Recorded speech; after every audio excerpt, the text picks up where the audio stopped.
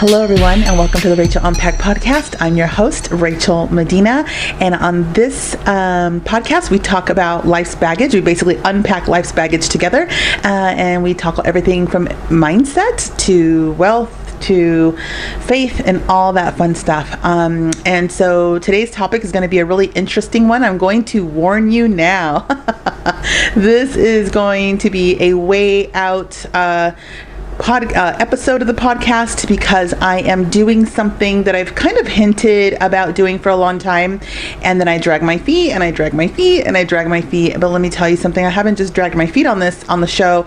I have dragged my feet on this for like several years in my life, and every day there's not a week that goes by that I don't think, oh my gosh, am I supposed to be sharing this story?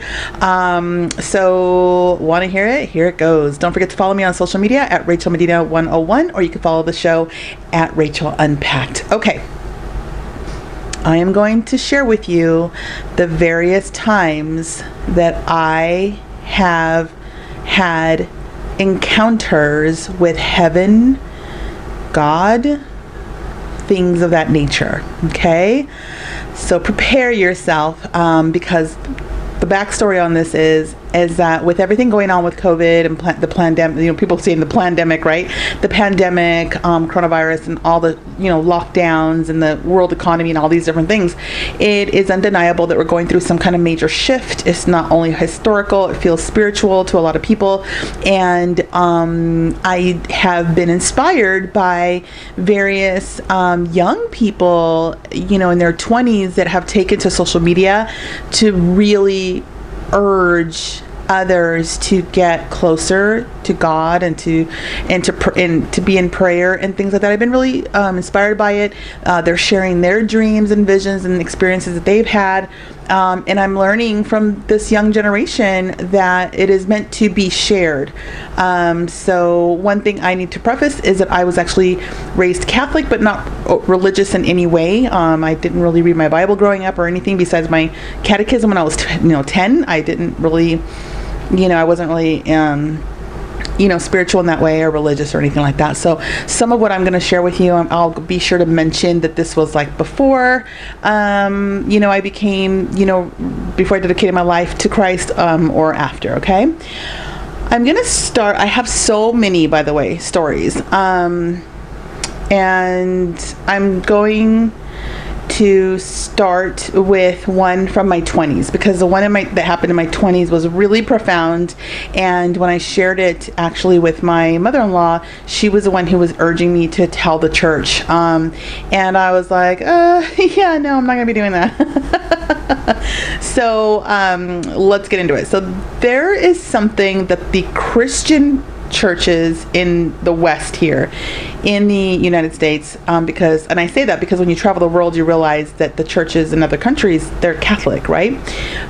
Roman Catholic, Irish Catholic, things like that. But in here in the United States, there's a lot of evangelical churches like Joel Osteen's church and T.D. Jakes and Calvary Chapel and all those types of churches. And so it's a little bit different, right? So with that being said, I now know that Christians here in the United States really believe in a couple things. They believe in something called the rapture, and they believe in things called the tribulation and stuff like that. It's not that they believe and the Catholics don't, it's that they actually teach it, they teach it, and where Catholics don't really focus too much on that. So what I'm about to share with you happened to me before I knew what the word rapture was, before I even knew what it was. Okay. So I have this vision or dream. I'm going to flip, back and forth, because at the time I didn't know the difference. Now I do know the difference. I guess I can just tell you, with a dream, you have an experience and you might have trouble recalling some of the moments in the dream, some of the characters in the dream. And over time, your memory about that event that you experienced could fade. With a vision, it's seared. It is seared in you. It is like, boom, just as well as you know your name and your date of birth, you know that exact same thing. It's easier even to remember than things you actually may have experienced in your life that you just over time forget. You just don't forget the visions. It's the best way I know how to describe, and how I have now come to identify the differences. I'm not a psychic. I will say that too. I'm not a psychic. I'm not like a spiritual healer. Nothing like that. In fact, in my life before I dedicated it to Christ, I was a regular female. You know, I used to like to go dancing and drinking and hanging out and joking. I just all this kind of crazy stuff, living my life to the fullest, and I just didn't have a care in the world. I thought I was a good person. I really felt like I meant well on everything I did, and I wasn't a malicious person. I wasn't really a backstabber or anything like that. But at the end of the day, I just wasn't living a very Christian-like life, and I just didn't realize the difference. Okay, I know it's going to sound crazy to some of you guys who maybe grew up Christian and who have been super dedicated to your faith your whole life. It just wasn't like that for me. Okay, so here I am. I'm in my 20s. I can't tell you exactly if I was like 23 or 25, but I was in my 20s, and I have this vision or dream, whatever you want to call it, that I'm at an outdoor mall. And now I live in Southern California, and it's very common to go to an outdoor mall. You know, you have them in LA and Beverly Hills, and you have them out more by me in the inland area. And so in my view, I was at an outdoor mall, and picture like the Grove in Los Angeles, and I'm with my mom, and we're shopping and things like that. And there's a couple things that I'm noticing. I'm noticing that I'm older. I'm not an old lady, but I'm noticing that I'm like 20 years or so older. So as I'm recording this podcast, I'm currently 45 years old. So again, we're talking like right around that time that I saw myself, back when I was around 25 years old. I also saw myself a little bit chubby. Like I saw myself about 50 pounds heavier than I was at the time that I had the vision. And let me tell you, hello, if you're watching my videos, like accurate, hashtag accurate, right? So those are two like really great indicators that this is more than a dream. Okay. Because how I look today is how I saw myself when I was in my 20s, and I didn't look like how I look today in my 20s, okay?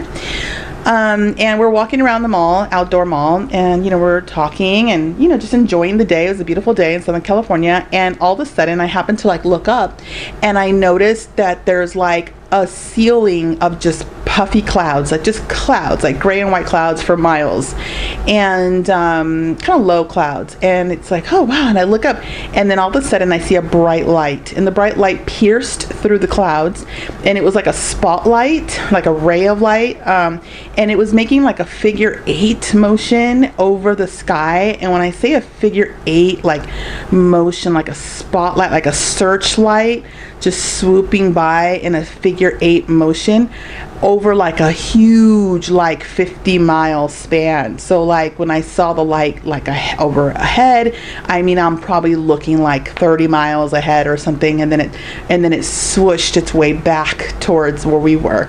And so it was a huge area that it covered as it did this figure 8 motion.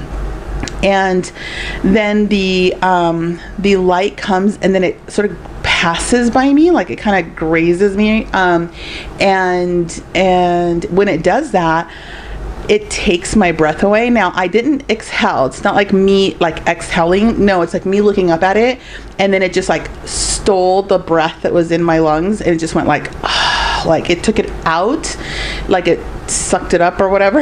And when it did that, it instantly put love in me. And the best way I like to describe it is that we go through life from the moment we're born, we need love. From the moment we're born, we need food, we need like liquids, right? You know, water, and we need love. And throughout our lives, there are moments, even before we can talk and understand, that we didn't get love, or the love we wanted or needed in that moment, or in that year, or in that childhood, or lifetime, or whatever. And the way I instantly envisioned it was that like our soul, I don't know if it was like our soul, I wish I had the words, because some of this stuff is so beyond. It's like, I just imagine like holes like inside of me, And each hole represented a moment in time in my life that I didn't get the love that I needed.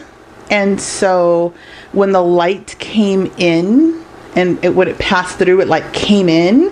When it took my breath out, the light replaced my breath and it came in, and like it filled those holes. And for a microsecond, I felt an immense amount of love that was so powerful that in that microsecond, I felt what it felt like to be whole, like how we were meant to be, like how God intended us to be and feel with regards to love. And then the light swooped away, and then I was like, oh, you know, it was like, okay. And then when it swung back around, you know, so every time the light passed, especially like the first time, I felt the love of the light.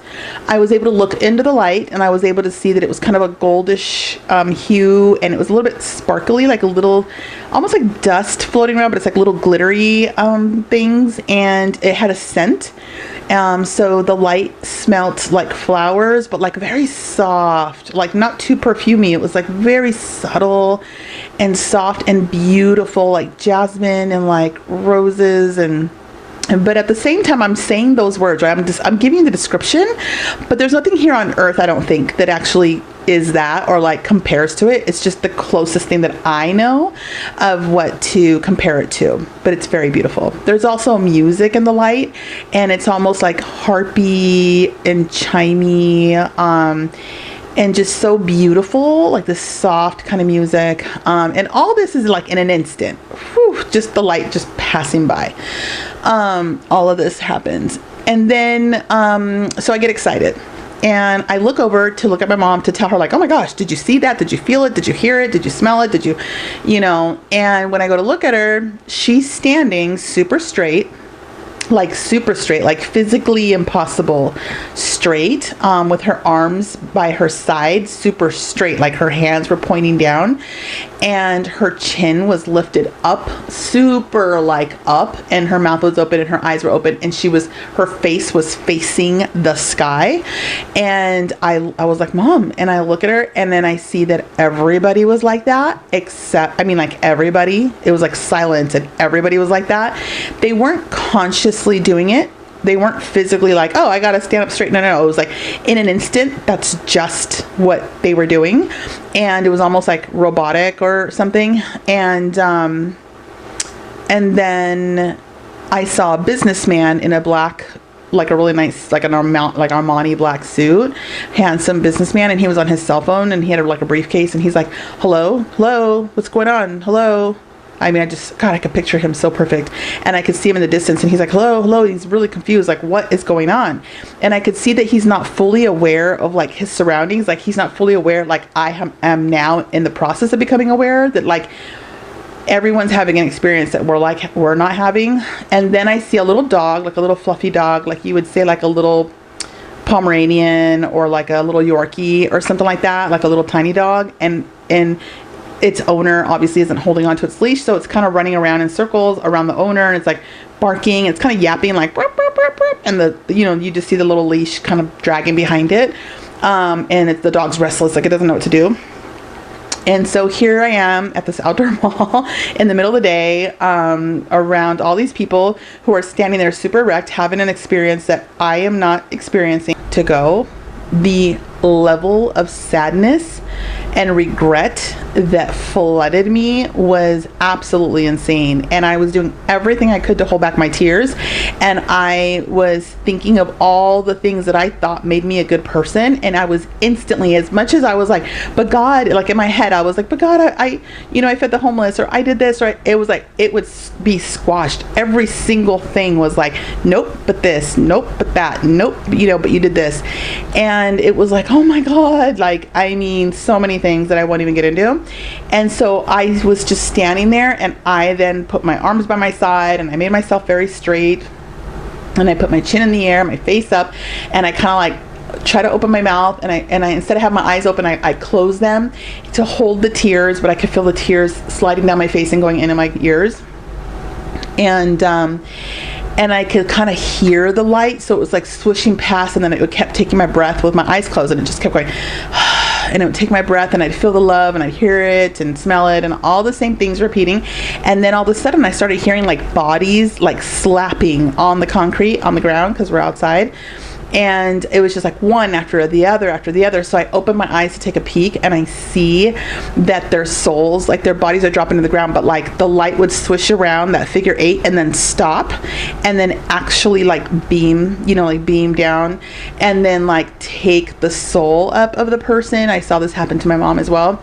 And what was really interesting was like their soul, it looked just like them, like it wasn't like a smoke or anything. It was like exactly them with their clothes and everything, but it was like all white and goldish and see-through, and their bodies, their physical bodies, were on the ground. And so there was bodies just slapping everywhere. And so then I just went, oh my gosh, it's God, and like he's taking everybody to heaven. So I closed my eyes again, and I was like, please God. I was trying to pray, and I kept just praying, and I could still feel the light passing by my face, but then I felt it like getting lighter and more faint. And so I ended up like taking a peek and like opening my eyes, and I realized that I was sinking in a hole, like a round sinkhole, and the sky was further and further away, because I was sinking down and down and down. And I was like, oh my gosh. And then I looked to my left and to my right, and I saw dirt and like roots, little roots coming out of the dirt from the sides, and like rocks. And I was like, no. And I was like trying to like hold on to the sides to try to get up. And at the time, I had like my nails and my hair done and my heels, and I mean, I used to just be 100% like camera ready all the time when I was a little bit younger. I mean, all until just like recently I stopped kind of caring as much. But so I was like, oh my gosh, I was breaking nails. I just didn't even care, and I was clawing and just trying to like climb up and get back up to the surface at the top of this hole. And then I just kind of heard something say no, like it's like, and in that like rejection, all of it came over me. I saw every single thing like in my life that I needed to work on type thing. Basically, it wasn't even that. It was like all the reasons, like, and it wasn't even like a lot of reasons. It was like a handful of reasons of like what were deal breakers type thing. And I woke up. It took me quite a long time to admit to anyone that I had that dream. My mother-in-law was married at the time. I had my 2 sons, my youngest son, Adrian, he was just a little baby when that happened. And, I talked to my mother-in-law about it. She used to always try to talk to me about religion and everything. And I used to tell her, please don't do that. Like you're like, oh, like you're imposing this on us. And, your own son, who's my husband, just doesn't want to hear it. It's causing problems. And so I was very kind of like I thought I was good. I was like, I believe in God. He believes in me. Cool. Like, we're cool. Like, the Bible says if you have a faith of a grain of salt, you can move mountains. Like, so I thought I was like, cool. And that vision, that experience showed me not at all. Not even close. And so I didn't share it. And then finally I did share it with her, and she was like, oh my God. And she freaked out. And the reason she freaked out was because she understood who I was. She understood that I had zero knowledge of these things. She understood that I was a little bit rebellious when it came to, religion and stuff like that. She knew I wasn't raised with those things. She knew I didn't hang out with people who talked about those things or that were living that life. She just knew that. And that's what made her know this is real. She's having a prophetic dream. And she was like, you have to go to the church and tell them, which I ended up telling them later on, later, like years later, like 10 years later or something. And I'm Catholic, so I did go to the church, and the priest wrote it down, and he thought it was fascinating. We had like a whole hour-and-a-half conversation about it. So that is the story of my rapture. Now I know. Now I know it's called the rapture. I actually found out when I was 30. I think I was 37, you guys, when I found out that that's what it was called. And I found out because there was like a movie that came on my TV, and it was called Left Behind, with like, I think it had Nicolas Cage in it, and it was called Left Behind. I thought, oh, it's weird. I mean, I had nothing else to do that night, and so I was watching it, and I went, oh, wait a minute, wait a darn minute. This is very close to what I had seen, and in that movie it was called Left Behind, so you might want to check it out because it's pretty close, not exactly, but very close to the same concept. And they called it the rapture, and then I started to ask people and research and learn, and went, oh, okay, I see it. Do what you will, do what you may, do what you feel with that information. Being in the times that we're in right now, I'm so glad that I had the courage to share this story. My biggest hesitation once I dedicated my life to God, the hesitation of sharing it, the reason I didn't share it right when I dedicated my life to God is because I started learning about false prophets, and I started learning about a whole bunch of stuff, and only God knows the day, nobody knows the day or the hour that those things will take place. And I also am very humbled now. Like, I look at myself and go, who am I? I'm not like an expert in that. Like, I'm not why would anybody believe me? Like, why would anybody look to me and be inspired to get closer to God and to give up their ways? But I also now feel this heaviness, a huge heaviness to share it. I'm going to share with you the next thing that prompted me to share, actually, this message with you. And it was based on a vision that I had in December 2019, so just a few months ago, before this whole COVID-19 2020 nonsense. And it was a very simple one, but it was incredibly powerful, and that's when I knew I'm supposed to be sharing. Okay. All I saw was a huge white cross, huge white cross, and it kind of glowed a little bit. It wasn't like a light, like a plastic light, but it kind of had this illumination to it, and almost like if a sun reflected off of something white and bright. But it was just beautiful, clean, huge, smooth white cross, and it was on top of a mountain of stones, and the stones were boulders, rocks, pebbles, everything together, and they were smooth and clean and perfect. And that cross, there was no sound, there was no music. There was just the cross approaching us. It was moving slowly, gliding towards us, meaning the world. And there was two perspectives. It was like moving closer to me, I was moving closer to it, and also it was coming closer to the planet. And the light from the cross filled me with love. Once again, I felt that love, and then I just woke up, like when it was super close, and I just kept thinking, oh my gosh, he's coming. He is coming. He's coming. Like, I woke up with an immense urgency, like an anxiety. I'm not a person that has anxiety. It wasn't fear in any way. It was just massive heaviness of like, how do I tell everyone that he's coming? How do I tell everyone? So I really prayed on it, and I started, kind of talking to a couple little people, including my ex-husband and just different people, my kids, my son, actually, Adrian. And I was like, what do I do? Like, do I tell people? How do I tell them? And the reason I keep saying, how do I tell them, is because, oh my God, you guys, because at the end of the day, it's like, we're human, right? So part of us doesn't want to get made fun of and things like that. And it's like, but I feel like such an urgency. It's like, I want everyone to know. I know there's only a few people that listen to this podcast on a regular basis, but I want everyone to know. I just know that everyone is supposed to know. You have to know, and that's all I know. I don't know the day, I don't know the hour, I don't know the reason, I don't know the moment. I just know he's coming, and we have to be ready, whatever that means. Okay, so that's the reason why I decided to find a way to share it, which this is my first time sharing it, because now then we entered 2020 and all this crazy stuff started happening, and I just knew, starting from March, I just started sending people like private messages going, oh my gosh, I just want you to know I had this vision and this is what I saw. I don't know what it means, but I just hope it means something to you. I just didn't even know how to present the information, so I just decided today, just tell the vision, and then let everybody feel and decide what they need to feel and decide based on it. So that was my motivation for telling you guys that original one. The next story I'm going to tell you, I'm telling you 3 stories today. I have several, but I'm telling you 3. This third one I feel like is really important. So if you heard the first story about the rapture and you think, oh my gosh, Rachel didn't get to go, and you start asking yourself, do I get to go? And you start thinking like, well, you know, she had that vision a long time ago, you know, nothing's happened since then. But then you hear the cross vision and that it's approaching Earth and he's coming.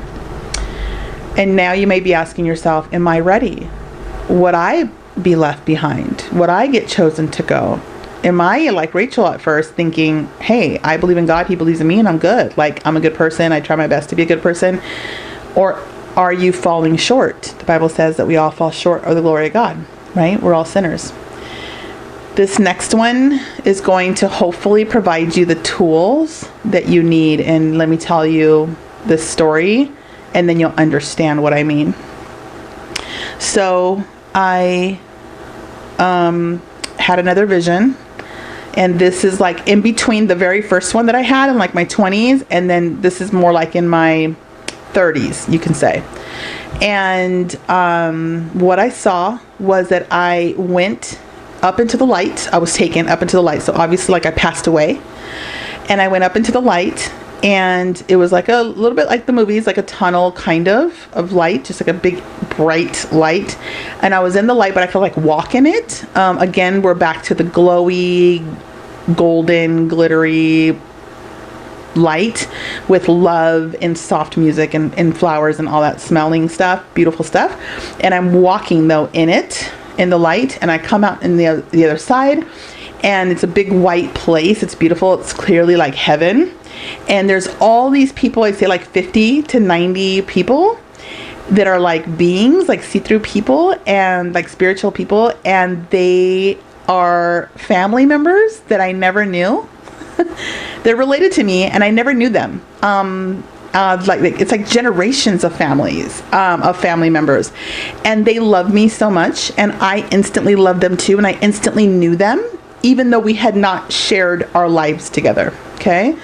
And it was so beautiful, and they were so excited that I was there. They were so excited, and they guided me through, and they said, okay, you know, they were just like, it was almost like they didn't have to speak. It was like, we just knew. We were communicating with each by looking at each other, and I could again sense how excited they were that I was there, and they were excited to give me the tour. But first I had to go to the judgment area, and let me tell you something.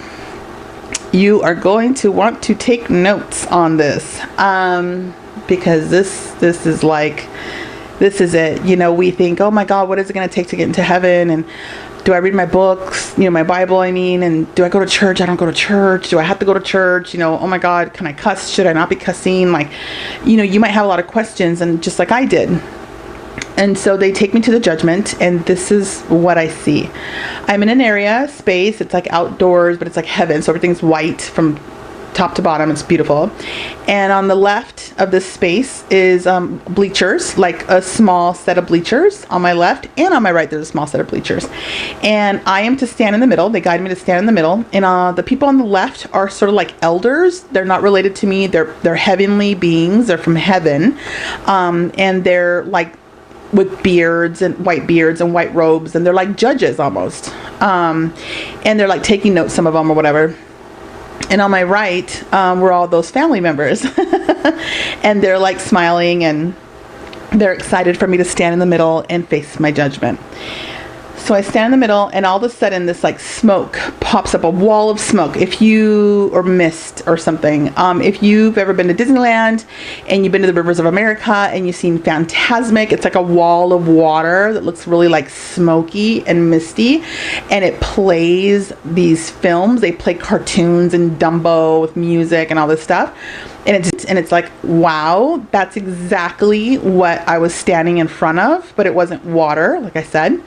And they started playing my movie, is how I can describe it, my life movie. And it's not, it goes by in a blink, by the way, but they play the movie from the moment I came out of my mom, and the movie is playing. And let me tell you something, they showed me a few things. First, they show you every single thing you've ever done when you thought no one was looking. every single thing you've ever done when you thought no one was looking. That is on a giant, like umpteen feet by umpteen feet big, like, screen, okay? And to the left, the judges are like, and to the right, the family are like, okay. Like, I mean, and you are like, it's like embarrassment. Like, you know, your human side wants to feel embarrassed, but it's more like everything's happening so fast that you just don't even have time to feel embarrassed, but it's like embarrassing. You see everything, and they're just like, okay.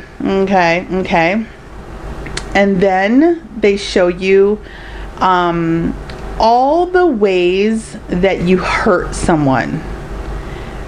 So it was like three parts. So it was like all the ways that you hurt someone. So something you said that hurt someone's feelings, even the people you hurt that you didn't realize you hurt. So like maybe you talked bad about someone and then it changed the person you were talking to, it changed their opinion of that other person and they started treating them different, and then that now hurt the person. I know I'm kind of going around in circles on that, but anyways, anything you've ever said or done that resulted in hurting that another person in any way, shape, or form, directly or indirectly, if you spoke it, thought it, did it, okay, that's what you are being judged for.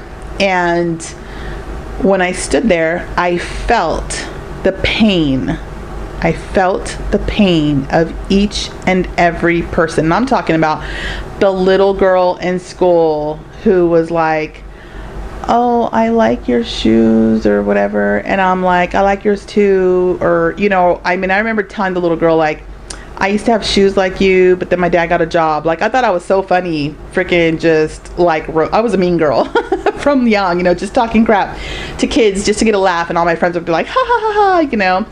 And so I saw all of that, and I didn't just see it, and I didn't feel guilty. I felt that person's pain. And then I felt how that has impacted them throughout their life. Every single person, every ounce of it, from like raising my voice to my kids, to like maybe having an attitude with my parents, to any friend or anything that I was like kind of snooty with and like hurt their feelings. I'm telling you, every single thing is what I was being judged on, and there was a ton of stuff, okay? I was in tears, by the way, because I felt so horrible, because I could feel their sadness and their pain and their depression over it. The next thing I was shown was all the things I ever did to make people feel fantastic, like all the beautiful things I ever did in the world without even realizing that I was doing something beautiful. And I was shown this moment in high school where this girl with special needs, she kind of walked, you know, different, and she couldn't really talk right, and these boys were like, oh, pushing her around. They knocked her books down. They did all this stuff. And, you know, in high school, I was a little bit, you know, I was kind of a cool girl or whatever. And I looked over, and my friends were laughing. And I was like, oh my God, look at her. She's like, you know, and they're criticizing her in her moment that she's being bullied. And I happened to go here, and I handed my books to my girlfriend. She's like, okay. And I went over to the little girl. I helped her pick up her books. I put them in her backpack, and then I grabbed her hand. I said, come on, let's go skipping. And she goes, yay, skipping. And we skipped all the way across campus, all the way to her classroom. And then she gave me a hug and was like, oh, we're best friends and all this stuff. And then after that, nobody messed with her. It was like, do not mess with her. And it was something that I hadn't really remembered at all. It was just something I did, and there was a lot of things like that apparently that I was being shown that completely like earned huge points in heaven, let me tell you. Anytime I heard someone talking about someone else and I was like, you know what, like, she's actually a nice person, we probably shouldn't be talking about her, all that counted. All of it counted. Every time I was like having a negative thought and I decided to switch it and just stick with the positive, all of it counted.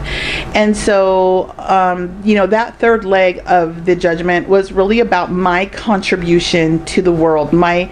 What was my kindness contribution? What was my love contribution to the world? Like what was it? What was it? And I feel like that was the heaviest one. Like that was the one that I felt like I missed so many opportunities to be a blessing in the world. I was shown you had an opportunity to do this or defend this person and you didn't. You had an opportunity to give money here and you didn't. You had an opportunity to feed this person and you did it. Whatever it was, you get shown that too. And it's not like like a huge awful thing. It's like you're just shown that what you're meant to have been doing here.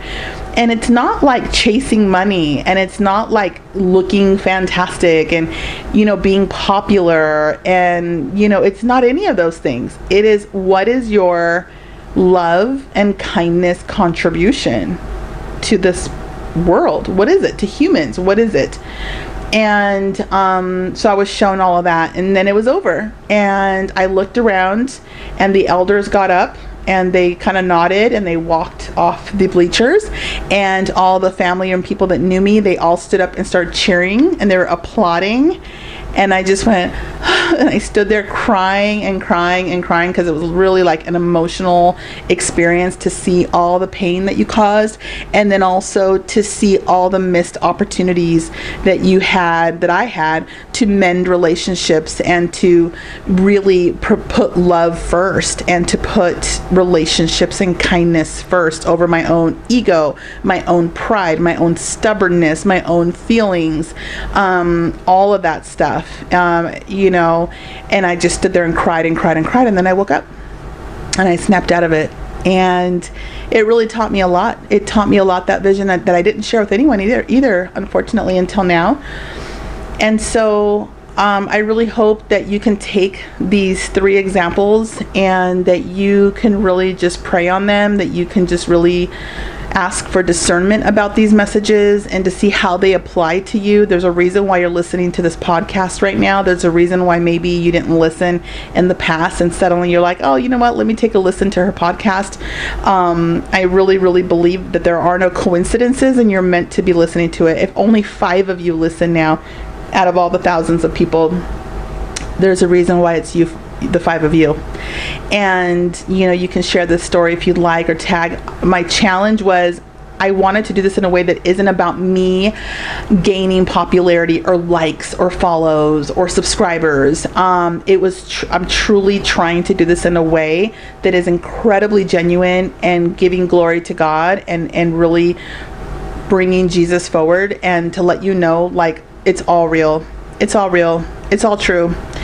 It's all true. Read your Bible. It's all true. And so, but don't hesitate to DM me if you'd like. Some of you are so great about DMing me when you hear stories that touch your heart, or that touch your life, or that really shift your perspectives about things. Don't hesitate to DM me. I'm happy to have a dialogue with you about your experience, maybe, or how these stories have touched your life, or maybe I'm happy to help you figure out what next steps you need to take, how to pray, things like that, because I've really learned a lot. I've learned a lot, and I know I keep promising Faith Fridays. I'm telling you, I have been struggling, because I feel like I want to do it in a way that's not promotional. This is a show. This is a podcast show, and it's meant to go viral. And although I would love for millions of people to hear this message, at the same time, how do I do that without it being about me? So, I thought about even creating an anonymous, YouTube to do this. I'm telling you, it's been like months that I've been trying to figure out the best way to do this. And so I just decided, nope, I'm just meant to do it. Just do it. Don't overthink it. Just do it, because done is better than perfect, right?